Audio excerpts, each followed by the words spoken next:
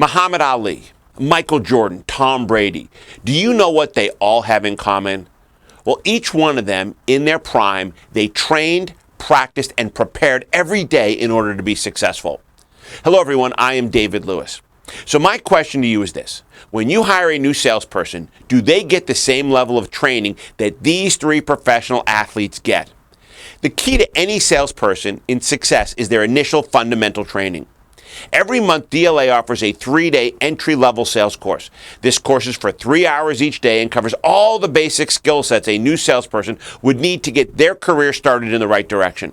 From understanding the customer, the sales process, to overcoming objections, and then effective sold and unsold customer follow-up.